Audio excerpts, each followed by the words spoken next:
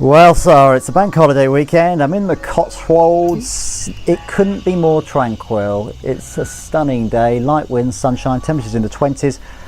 I've even got my legs out. But things far from tranquil your side of the pond with, on a serious note, of course, Harvey doing his worst. What's the update? Yeah, I'm closing out my time here in the States this weekend, but of course all the weather eyes are certainly on Hurricane Harvey, actually everyone's eyes, which made landfall on Friday night on the Texas coast as a Category 4 hurricane. It's been losing some intensity in terms of the winds as we've moved through into the weekend, but certainly already devastating impacts. And the problem with Harvey is it's not over yet, because initially we were worried about the wind strengths, and certainly those wind strengths have caused some real devastation to buildings. And yes, then we were also worried about the storm surge along the coast and the amount of water that would be pushed in by the onshore winds, by the high tides, by the low pressure out to sea rising up the water.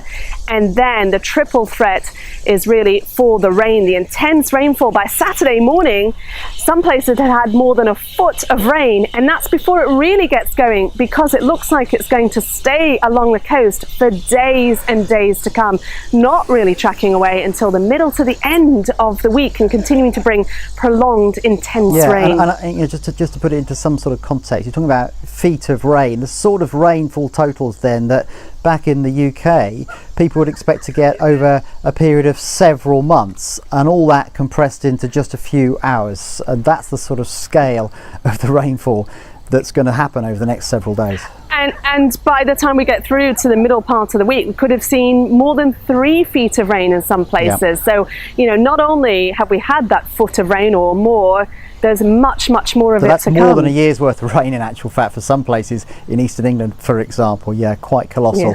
Hardly surprising, the impacts which are going to unfold over the next few days. Just talk a little bit more about that and how people are coping and how they're going to cope over the next few days.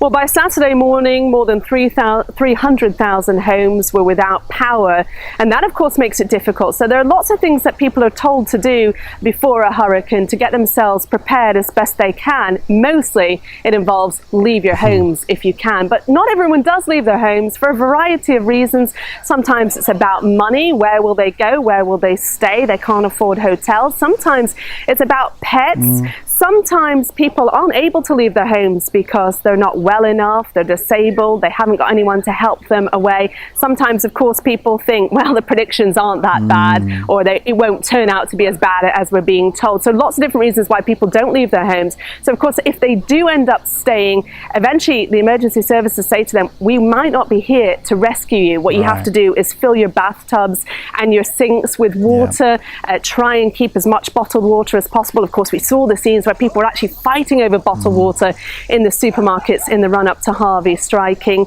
Lots of reasons why people might have stayed in their homes. The problem is, with there being no power around, we can't really hear about how people have been affected in their houses. And because the storm's still going, the emergency services can't get out to people to find out. It's been very interesting actually hearing about the preparations, because I've been seeing a lot of footage of mayors of various towns in Texas, of the governor talking about the run-up to it. And actually, in some parts of Texas, they can't force people to leave their homes, so they can't make them go. What they can say to them, though, is if you can't go, you may well be on your own for a good few days. And then the concern becomes about the floodwaters in the coming days, and that combined with power lines down, electricity. A lot of people, you know, if they're moving around, they're being told to just stay put because they don't want to be electrocuted or caught in those floodwaters. Yeah, I can imagine the dilemma that the authorities are under there, and the people there are obviously awful, quite awful. In terms of the UK now, we often talk about, you know, are these hurricanes going to come and influence us in some kind of way?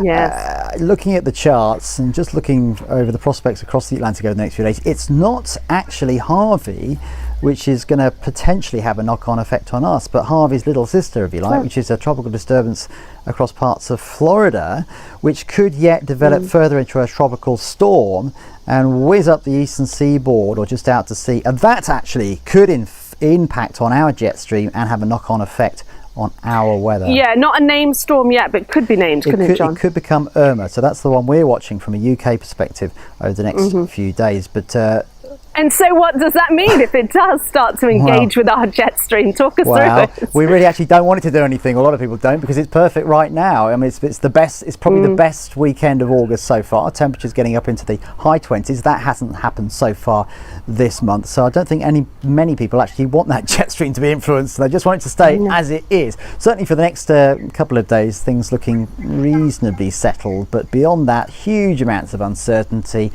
No less because of what might happen from tropical disturbances the other side of the Atlantic. So that's the one we'll be keeping an eye on in terms of impact on us, but you'll be keeping an eye, of course, on Harvey over the next few days.